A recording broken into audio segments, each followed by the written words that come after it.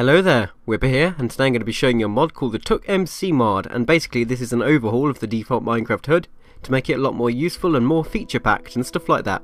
So first off I'm going to be showing you that you can actually configure everything to do with the HUD. So if there's some things on my screen now that you don't actually like and you don't want to see all the time, you can actually enable and disable them by simply pressing K, and this mod has a full config menu so you can turn everything you'd like or not like off and on. So you can see at the bottom I've got a clock in my bottom right there, and I can turn it into 24-hour or not and stuff like that. And you can also change the look of the health bars and XP bars and stuff like that. So there you go. And all of these options you can configure and find which you like the best. And also you can change the colour of this. So if you don't like black and white, you can just change all of this to like red or green. And there we go, you can change it all to the different colours you like or not. And you can also set it back to default if you've messed it up and made something really ugly, but there you go. So yeah, but anyway, first up I'm going to be showing you the features that comes with this HUD. So I'm going to start with the top bar. So if you look at the top of my screen, you can see a little HUD thing there with a clock and a compass on there. So these are permanent features of the HUD, although you can disable them. And it means that you don't have to worry about using resources to craft a compass or a clock, because they're permanently up there, so you can constantly see what time it is or what direction you're facing. And also you can see it tells me the biome I'm in, so it's telling me that I'm on the edge of an extreme hills biome, and if I come into this forest here it's going to tell me I'm on a forest biome. And it also shows the direction I'm facing in word form instead of just the compass, so that way I've got north and then east and south, and you get the picture really. And the final slot is really useful, and this is the number of slots in your inventory that you have remaining or which aren't used up. So you can see I've got 27 slots remaining, but if I get rid of this egg here, which is a bit pointless, you can see I've now got 28 slots remaining. And also you can see below the top bar, slightly, you've got the armour you're wearing at the moment.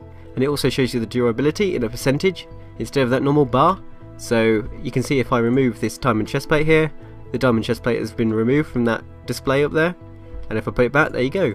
And it's a really easy way of checking the durability remaining on your armour, so if you know if it's about to break and that you're about to be killed, as you don't have the protection that you're used to. So there we go, that's all the features of the top bar. And along the bottom you're going to see that on the left hand side it says online, and then it's got the number of online users. And then it also says can't sprint, because I can't sprint at the moment because I've got low hunger. And if I was sprinting and I could sprint, it would say sprinting when I was sprinting. So that's the use of that bit. And in the middle bit you can see I've got my health bar, the hunger bar is on the bottom left, and then the XP bar is on the bottom right, so I need another 17 XP to go up a level, and then the level you're on should appear in the middle, just between the hunger bar and the XP bar, and that's kind of awesome. And also I want to show that if I hover over an apple, it will tell me how much saturation I'm going to gain by eating this. So if I eat this I'm going to heal 4, well, of the hunger bar there, and I'm going to keep eating it. And you can see when I was getting close to the top there it says I was going to waste 2, because my saturation bar was actually full at that point, so it was making it a bit pointless. And there you go. So yeah, that's pretty much it.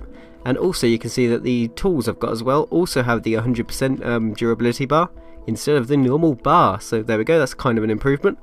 And you can also see that when I've got like special items with enchantments, like the splash potions and the golden apple, it's got like a weird sheeny glow to it, so that's kind of awesome. And also if I like eat this apple now, you can see along the right hand side it's got all the effects that are currently on me.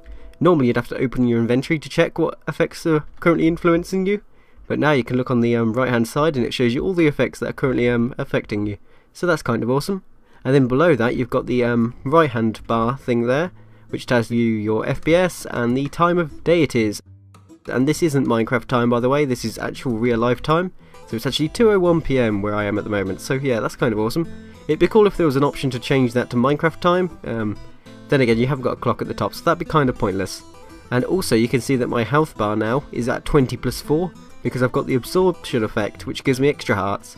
So there's not actually another bar appearing on top, it just adds a +4 to the 20 health I've got. But next up I want to show you that when you take damage, your health bar like slowly goes down. So hang on, I'm just going to have to keep jumping off this tree until my health gets down further, so if I keep jumping off now, there we are. You can see I've got 19 health, and if I jump off again, you're going to see it's going to have like a smooth little decrease, there we are. So you can see instead of just jumping straight down, it like decreases slowly. Well, not that slowly, but it's quite fast, but you can see that my bar like doesn't just jump, it like gradually decreases, so that's kind of awesome. And yeah, that's the health bar. So now I've jumped to nighttime to show you some other features of this HUD. So you can see on the top left there, it's saying I'm in a danger zone, and that's because it's dark. I'm in an area that's not lit up, so mobs can actually spawn here. So it's telling me that it's dangerous and mobs could spawn and start attacking me. So that's the use of that. Also, if you can actually find a mob here, I need to show you another feature of this. So if I go over to these cows here, you can see it's got like health bars for the cows, and we've got some text above that showing you how much like, let me just turn the brightness up, showing you how much like health they've got left, and then how much percentage of the health is remaining. And you can see that's the same with aggressive mobs as well. And well, I'm being attacked a lot here. And you can see my XP bar is now going up, which is kind of awesome. And now I've got a level in the middle, so that's really useful to showing you how that works. And whoa, slimes. Ugh. It's a cool change actually, they start spawning in swamps. Otherwise you'd never be able to find them. And there we go. So we can kill this cow, and you can see his health bar goes down. And that's kind of awesome. And again, whoa, miniature zombie. Okay, I didn't know those were added into the game, but now I do. That's cool. But anyway, so there you go. And yeah, so if you want to see how much health is left on mobs, so you know whether to engage them or not, that's another cool feature. So you can see the health of the zombie is 20, and now it's nothing. So there we go. And yeah, I like the XP thing as well, because that's a lot better as an XP bar than the default vanilla Minecraft one. And yeah, it's just a lot simpler. I really like this HUD. So next up, I'm going to be showing you the changes to the chat that this mod implements. So if I just go and open the chat now, you can see it's got a whole new GUI for typing messages. And it's also got loads of different options that you can use to change things around when you're typing stuff. So first off, if you type hi and then press like, well, you don't have to type hi, that was just an example, and then press the let me Google that for you link thingy, it'll turn that into a let me Google that for you link, and then you can use that to troll your friends if you really want to. But next up we've got one that turns it into a tiny URL link, but this takes quite a while, so you don't really want to be using that too much. And next up we've got the locks the chat GUI option. So when you type something normally, you can see the chat typing thing instantly disappears, but if you enable this when you type something, it'll stay open, so you can type another message in quick succession to it, and then if you do that again you can see it goes, so that's kind of useful. And next up we have the disable notifications thing.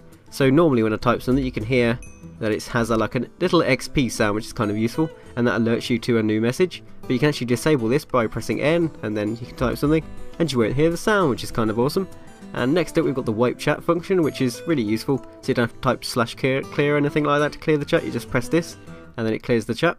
And then after that we've got prints all the chat to text file, so you can like type something like that, and then when you press that it will write it to a text file, so you can have like a chat log. And then finally we've got the character picker, and this is a really cool thing, because when you click on it, it shows all the different characters that you can use in the chat. So you've got like 10, and then you can insert that into chat, and then you can send that.